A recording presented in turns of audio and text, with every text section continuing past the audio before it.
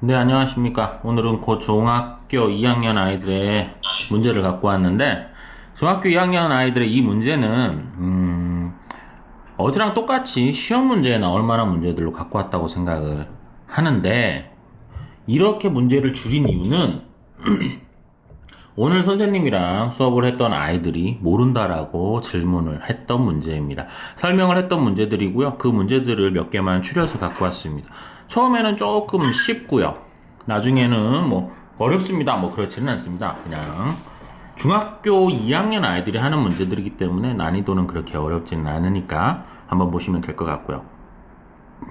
저번부터 말씀드렸다시피 강의는 아이들이 기본적인 공식을 안다라는 가정 하에서 수업을 하도록 하겠습니다. 그리고 시험 범위이기 때문에 시험 기간이고 범위에 들어가는 거기 때문에 기초적인 것을 하면 안 될 거라고, 안 된다기보다는 조금 시간이 부족하다라고 말하는 게 맞는 것 같네요. 자, 오늘은 양방향에 아주 특별 게스트들이 있는데 고양이들도 다 있고요. 또 정면에는 참 중요한 분도 계시고요. 그렇습니다. 자, 바로 시작을 하도록 하겠습니다. 1번은 너무 쉬운 문제죠. 다음 그림과 같이 AB하고 AC가 길이가 똑같은 이등변 삼각형입니다. 이등변 삼각형의 특징은 초등학교 때 배우시죠? 양변의 길이가 서로 똑같고요. 양쪽 각의 밑각이 서로 똑같죠? 이 부분을 X라고 했기 때문에 이 부분을 접어서 왔기 때문에 이 부분은 X를 형성하시게 되겠네요. 이등변 삼각형이니까 양쪽 끝각이 똑같습니다. 따라서 이쪽은 x 플러스 30을 형성하게 되겠죠. 삼각형 세 각의 합은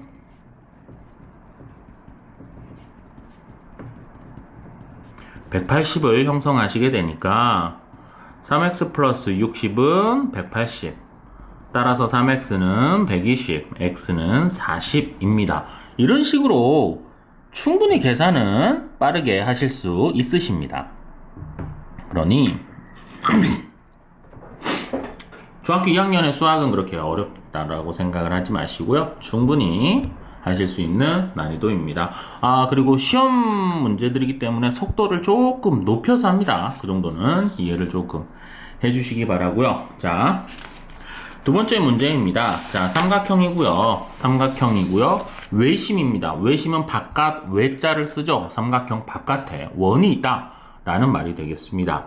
ABC의 외심이니까 자, 당연히 ABC를 지나가는, 선생님이 그림을 잘 못 그립니다. 원래 그림을 잘 못 그리는데 그림을 그래서 잘 그리는 학생들을 참 많이 부러워합니다. 아무튼 외심입니다. 이런 식으로 지나가게 되죠. 돼 있을 때 이 색칠되어 있는 부분에 각도를 보여주십시오 라는 말을 합니다. 자, 외심은 원의 중심에서부터 각 꼭지점까지 가는 거리가 다 같습니다. 이유는 반지름이기 때문에 그렇죠. 우선 O에서 B까지 선을 하나 그리고요. 자, 그러면 이등변 삼각형이 되겠죠. 원의 반지름이잖아요. 그래서 이쪽도 34를 형성하시게 되겠죠. 그러시면 이 삼각형에서 34, 34니까 68을 형성하니 180에서 68을 빼시면, 따라서 이 중심각은 112도를 형성하시게 됩니다. 자, 그러시면 이번에 O에서부터 A까지 선도 이렇게 하나 그려주시죠. 그럼 얘도 원의 반지름이니 이등변 삼각형이 이렇게 만들어지죠. 그러시면 76이니까 이쪽도 76도의 각도를 가지고 있겠습니다. 76도와 76도를 가지고 있으니 152도, 180에서 152도를 빼시면 이쪽은 28도를 가지고 있겠네요. 그러면 112에서 28도를 빼시면 계산이 좀 많네요. 이쪽에는 84도를 가지고 가게 됩니다. 그럼 이번엔 다시 이렇게 삼각형, 이 삼각형도 원의 반지름, 이등변 삼각형. 따라서 중심각이 A의 꼭지점이 각이 5죠. 원점. 5의 각이 84도입니다. 180에서 84도를 빼시면 96도를 형성하시게 되겠고, 96도를 양 사이드로 가지고 가셔야 되겠죠. 이등변 삼각형이니까. 따라서 양쪽에 48도씩 가지고 가게 됩니다. 그러면 이쪽에 34가 있으니 이쪽에는 14도를 가지고 간다 라고 하는 게 문제입니다. 문제는 어렵지는 않습니다. 문제는 어렵지는 않은데 특징은 외심이기 때문에 반지름을 그려서 이등변 삼각형이 돼서 뭐 각이 몇 도입니다. 각이 몇 도입니다. 라는 이런 뉘앙스를 하시게 됩니다. 그래서 계산을 조금 많이 사용을 하죠. 이 문제는. 자, 자꾸 이제 좀 앞에서 조금 이상한 소리가 들리죠? 그죠? 뭐 그렇게 신경 쓸 만한 소리는 아닌데요. 자, 3번입니다. 3번에 대한 뉘앙스의 문제는요. 뭐 그렇게 정말 어려운 문제는 아닙니다. 문제를 쭉 읽어보고 뭐 90도 90도 길이 똑같고요. 뭐 꼭지점 나와 있고요. 뭐 이렇게 돼 있을 때 길이가 뭐 6cm 4cm입니다 라는 말을 합니다. 뒤에서 이까지의 길이를 구하십시오 라는 말을 합니다. 아, 오늘은 특별 게스트가 또 나오네요. 우리 첫째 양양인데요. 문제를 가리지 마시고요. 양양이야. 야야야 문제 가리지 마시고요. 야야야야 야, 아, 나 이놈이 자꾸 말을 안 듣네요. 자, 문제, 야, 비켜봐, 좀.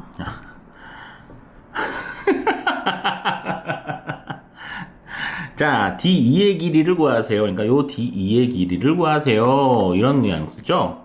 자, 이 D의 길이는 바로 여기가 6cm, 4cm니까 10cm입니다.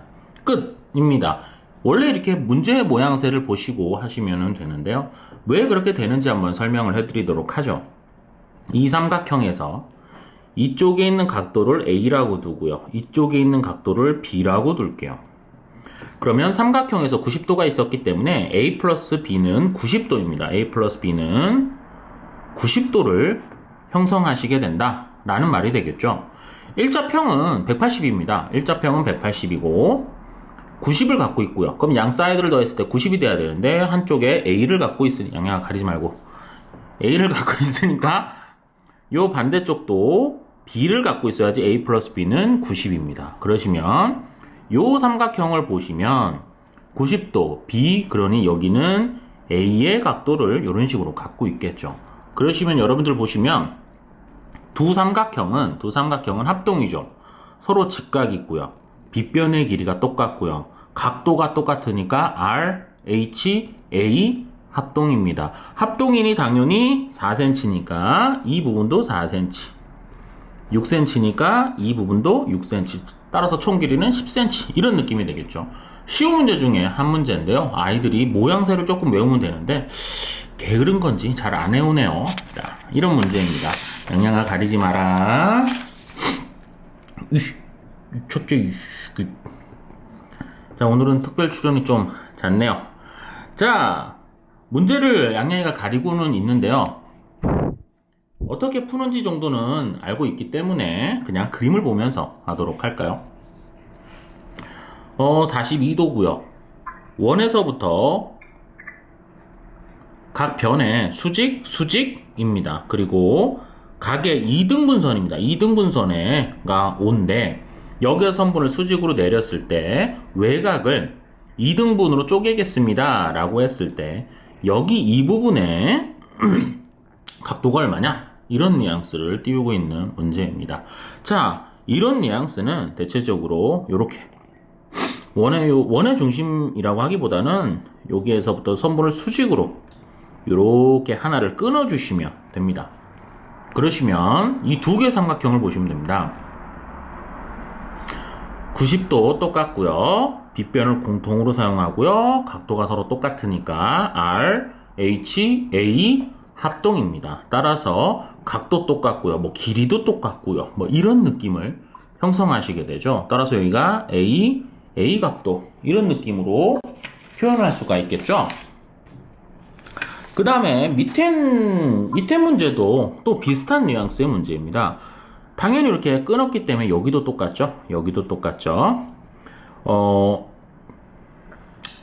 여기를 B 이렇게 둘까요? BB 이렇게 둘까요? 뭐 90도 똑같고요. 각도 똑같고요. 빗변 똑같고요. 그럼 R, H, A 합동입니다. 자, 따라서 각도도 서로 똑같죠. 그래서 이렇게도 똑같고요.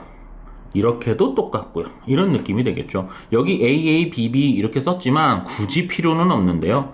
여기 부분도 한번 생각을 해볼까요? 그러면 X, X라고 하고요. 여기도 Y, Y라고 하죠. 두 개가 합동이기 때문에 각도도 똑같죠. 그럼 안에 있는 삼각형은 이제 없는 거랑 똑같은 겁니다. 없는 거랑. 그럼 42도 이렇게 사각형 이렇게 보셔야죠. 이렇게 보셔야죠.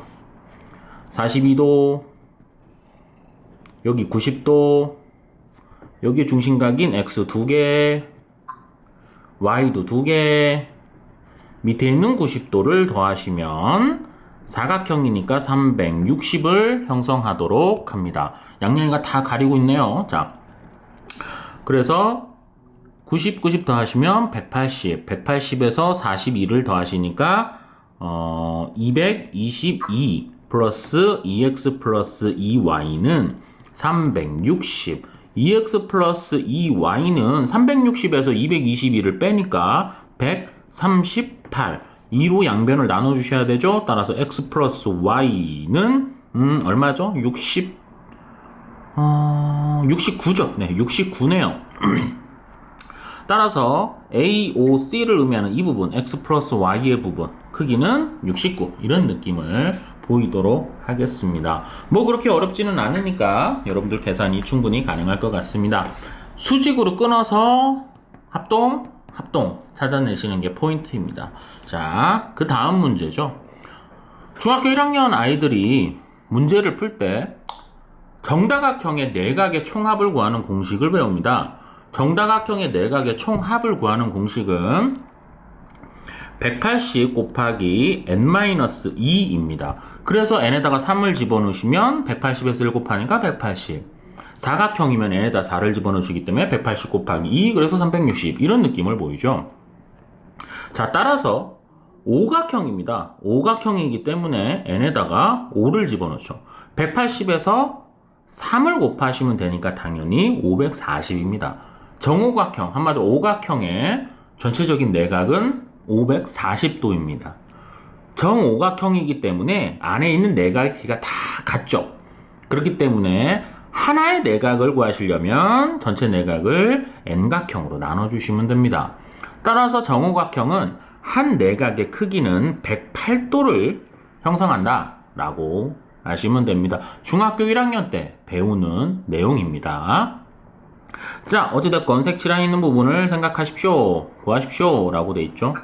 B의 각도가 108, A도 108, 다 108입니다. 근데 정오각형이라는 말은 정다각형이라고 생각을 하면 되죠. 길이가 다 같다 라고 하기 때문에 이등변 삼각형을 형성을 하죠. 따라서 B는 108이니 72도를 양 사이드로 가지고 가시겠습니다. 그러면 36도씩을 이런 식으로 가지고 가게 되겠죠. A의 각도는 108도인데 36도를 가지고 가시니까 72도를 이런 식으로 가지고 가시게 됩니다. 똑같이 이렇게 삼각형을 보시더라도 정다각형이니까 이등변 삼각형이죠. 똑같이 108, 양 사이드로 72를 가지고 가셔야 되니까 똑같이 36씩 가지고 가셔야죠. 따라서 삼각형 이렇게 되겠죠. 이렇게 되겠죠. 36과 36을 더하면 72, 180에서 해야 되니까 당연히 108 뭐 이런 식으로 구하시는 문제입니다. 저는 이 문제가 되게 쉽다고 생각을 했었는데 이 내각의 총합이라든가 한 내각을 구하는 이 공식 자체를 까먹는 아이들이 되게 많아서 다 틀리더라고요. 그래서 질문도 많이 하더라고요. 그래서 좀 많이 혼내기는 했는데 아이들한테 이제 시험이 코앞이라서 아무래도 잔소리를 좀 많이 하네요. 한편으로는 미안하기도 하면서 한편으로는 좀 공부를 더 열심히 했으면 바람을 좀 나타내네요. 자, 마지막 문제입니다. 한글이 많은 문제는 꼭 아이들이 되게 힘들어하죠. AB의 길이가 A에서부터 B까지의 길이가 총 100cm인 평행사변형입니다. 평행사변형이고요. P는 A 지점에서 출발을 해서 B 지점으로 가고요. 매초 4cm의 속력으로 이동을 합니다. 점 Q는 C에서 점 D까지 매초 5cm의 속력으로 움직이고 있고요. 근데 점 P가 A를 출발한 지 3초 후에 Q가 출발을 하게 되겠습니다. 자, 이 말의 의미가 뭐냐면 이 아이가 A가 출발을 한 지 3초 후에 Q가 출발한다는 얘기는 P가 3초 먼저 움직였다라는 말이 되겠고, 최종적인 이동한 시간도 P가 3초 더 걸렸다라는 말도 됩니다. 따라서 출발한 지, Q가 출발한 지 몇 초 후입니까? 라고 했으니 Q가 출발한 시간을 X초로 놔두도록 하겠습니다. 그러면 P가 움직인 시간은 Q가 움직인 지 3초 후에 움직인다고 Q가 했으니까 P가 움직인 시간은 X 플러스 3초를 형성하시게 됩니다. 따라서 평행사변형이 평행사변형에서 움직인 거니까 이 도형도 평행사변형을 형성을 하게 되겠죠. 평행사변형은 서로 마주보고 있는 변이 평행하고요. 길이도 똑같은 걸 평행사변형이라고 합니다. 자, 중학교 1학년 때 배우시죠? 뭐 초등학교 때도 배우시긴 합니다. 거리는 속력 곱하기 시간입니다. 따라서 AP의 거리는 속력과 시간을 곱한 4 곱하기 x 플러스 3이 거리를 형성하시게 되고요. CQ의 거리는 속력 곱하기 시간인 5x를 형성합니다. 평행사변형은 두 개가 같아야 되니까, 길이가 같아야 되니까 두 개가 서로 같습니다. 따라서 4x 플러스 12는 5x를 형성하고요. 따라서 마이너스 x는 마이너스 12가 형성하니까 x는 12초라고 구하실 수가 있겠습니다. 자, 이 문제를 여러분들이 좀 문제를 풀게 시켰더니 아이들이 좀 많이 헷갈려 하더라고요. 이 부분 때문에 그랬습니다. P가 A를 출발한 지 3초 후에 Q가 출발합니다. 라고 합니다. 그럼 이 아이가 5초가 걸렸다면 이 아이는 과연 얼마가 걸리겠나요? 라는 거죠. 동시에 이렇게 출발을 합니다. 근데 동시에 이렇게 출발하면 같은 X초가 걸리는데 이 아이가 출발한 지 3초 후에 이 아이가 출발하니 출발해서 1, 2, 3 했을 때 이 아이가 출발하죠. 그러니 이 아이는 이미 3초를 먹고 시작하는 거죠. 그러니까 3초가 더 걸린다라고 생각을 하시면 됩니다. 그래서 시간을 3초를 더 더해주시고 거리는 속력 곱하기 시간입니다. 로 계산하시면 나오도록 합니다. 자, 오늘 문제는 이 정도에서 멈추도록 하겠습니다. 중학교 2학년 아이들의 문제였고요. 시험에 나올 만한 문제도 맞죠. 제자들이 오늘 수업하면서 선생님한테 많이 혼나기도 하고 잔소리를 많이 먹었네요. 이 기본적인 베이스 부분을 선생님한테 좀 설명을 들었고요. 이걸 가지고 아이들한테 공부를 좀 했었는데 질문이 좀 들어왔던 문제들을 가지고 한번 갖고 와서 수업을 한 거니까요. 여러분들도 다시 한번 보시고 복습을 하시면 될 것 같습니다. 오늘은 특별 게스트가 아주 거의 처음부터 끝까지 있었네요. 우리 양양인데 참. 자, 오늘은 이 아이를 만지면서 보이면서 한번 끝내도록 할까요? 시험 기간이기 때문에 공부 열심히 하시고요. 여러분들도 최선을 다해서 좋은 결과가 있길 바랍니다. 오늘 수업은 여기서 멈추도록 하겠습니다. 이 땅 12000 수포자가 힘을 내는 그날까지 화이팅 하겠습니다. 오늘 수업 여기서 멈추겠습니다. 고생하셨습니다.